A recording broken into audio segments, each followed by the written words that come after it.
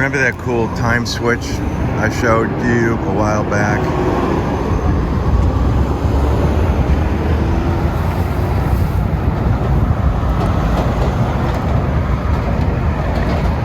Somebody took it, it's gone. But I came back this way because I wanted to show you one of the coolest things I love in LA, the time switch. And I was going to start a matchbook, well, I'm starting a matchbook video right here. Fun in the Sun. There's Melrose, Paramount Studios. I'll give you a glimpse. There'll be a glimpse of that in a sec.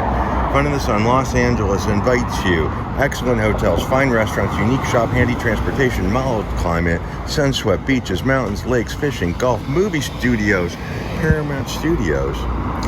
Movie studios, dude ranches, winter sports, racetracks, radio, television studios, Spanish missions. Fun in the Sun, Los Angeles invites you. Look at that. There's some symbolism. But let me show you. So it said movie studio, didn't it? This is Raleigh Studios. I showed you that in another video, the Baby Jane video. The Victor Buono video.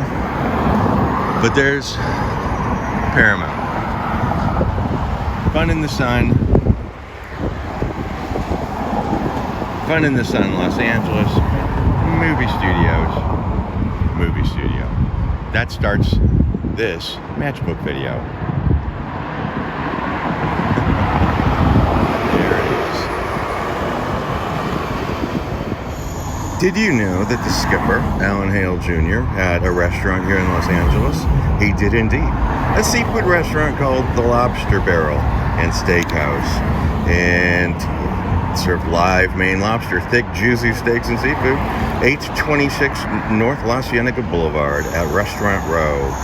And 826 La Cienega Boulevard.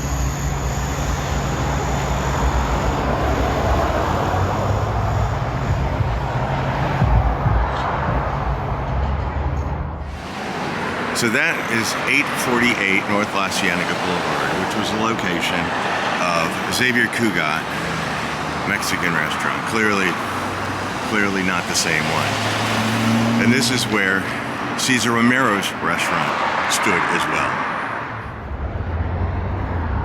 Right over here.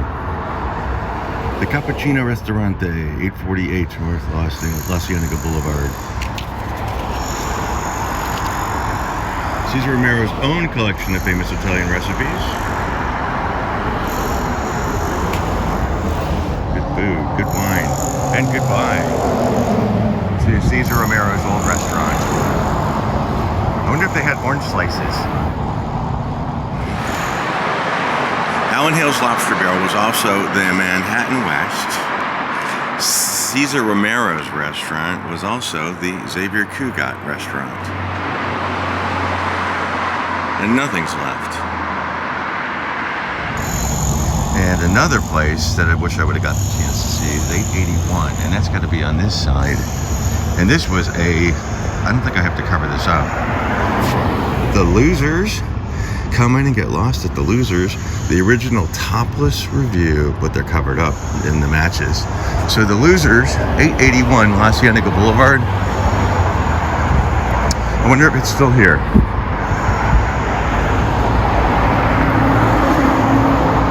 So this is not Losers, this is Nobu, which is, I've never even seen it before, a very famous restaurant here in LA.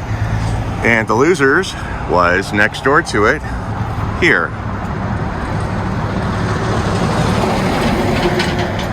So there were a few sort of topless entertainment bars around here. I'll talk about that in another video. And we're not very far from Barney's Beanery. And here's another Losers matchbook I have, 881 North La Cienega Boulevard, and it stood right there. And of course there's a truck right there. And one right here, because that's what happens when you're in LA. So the Losers, Alan Hale Jr. and Cesar Romero together again for the first time.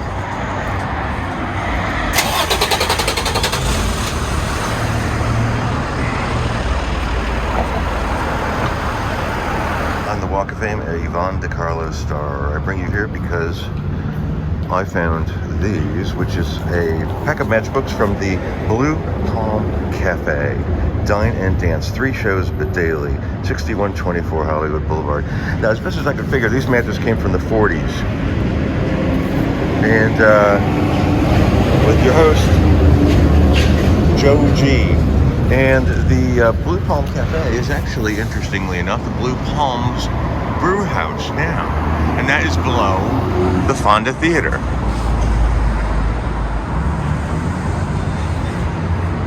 So this is the former entrance to the Blue Palm Cafe. And it's neat because it looks like it would be an authentic door, the old address, 6124.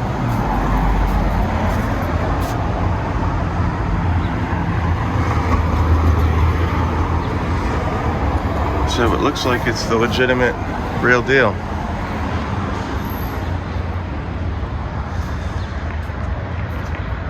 It's changed a lot since then. But every once in a while, there's a little gasp of the past. This one is bizarre. I found zero about this. Eddie Fisher's Carnival Room, except that it was, I think it only opened for about 6 months, I think, in 1969. So 7746 Santa Monica Boulevard, apartment 2000, formerly Eddie Fisher's Carnival Room.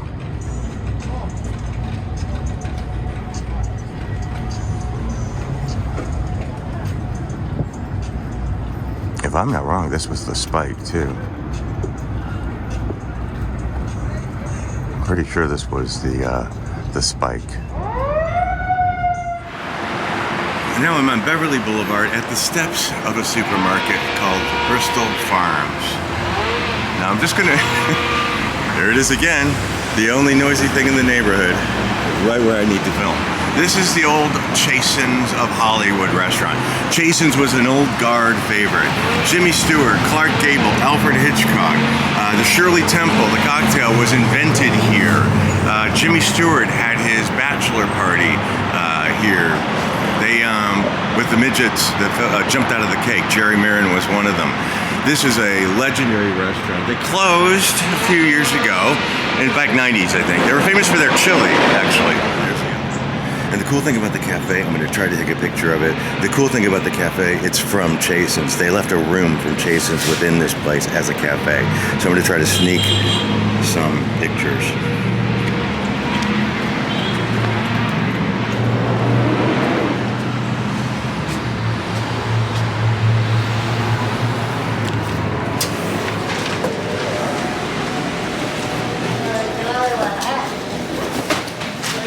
Allá por la mitad es la Estrella de Independencia.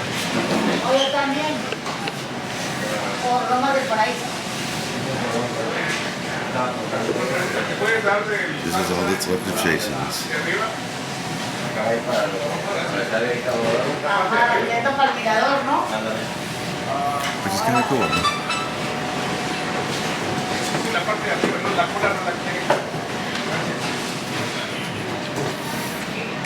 Look at that, Alfred Hitchcock's up there. All the pictures from Chasen's. Pretty cool.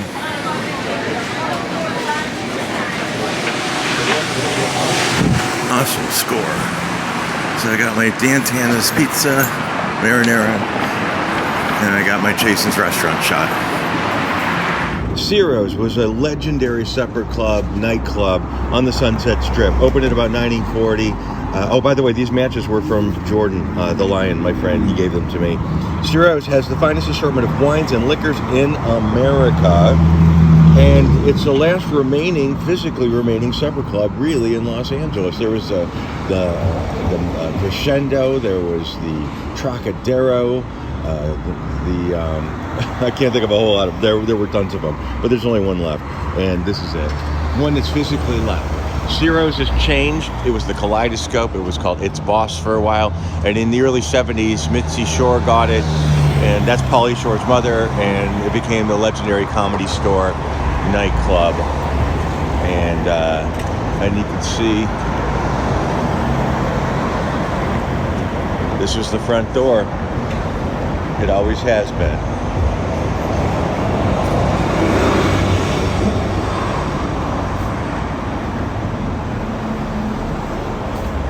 Haunted. Oh, that's right. I did an episode of The Girls Next Door here, and Pauly Shore took us into the basement. I wonder if I could find that.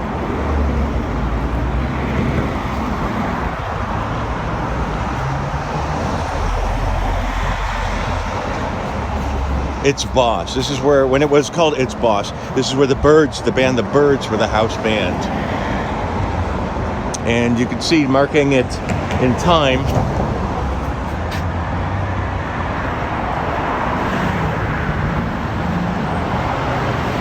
This is a drive-by.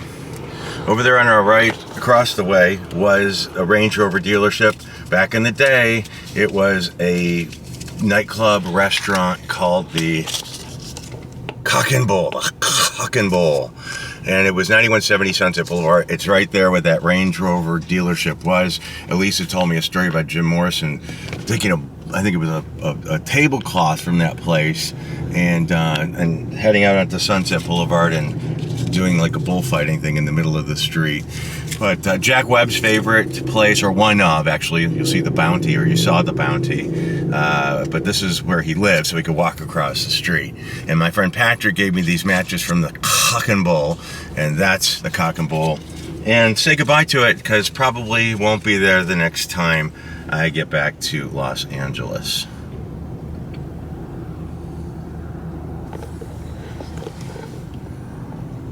Well, we're leaving Beverly Hills now and crossing the border into West Hollywood. The Rainbow Bar and Grill there on the left, formerly the Villanova restaurant. Oh, look at this. Perfect.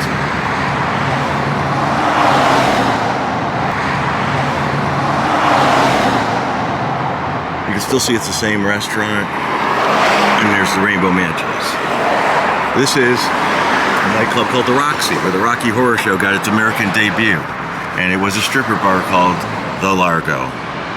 And the name of the girls that stripped here were fantastic. And I'll put some of those in here. But the Rocky Horror Show got its American debut here, Cheech and Chong. It's owned by Lou Adler. Before that, it was Largo. Before that, I don't know. But at least we got to stop. That's the old Vampire Lair is in there where those guys used to hang out. John Lennon and Harry Nilsson and Nikki Dolenz was all part of that. And it's Alice Cooper and the Roxy. Thanks for spending time with me on this trip down memory lane, or sometimes Mammary Lane.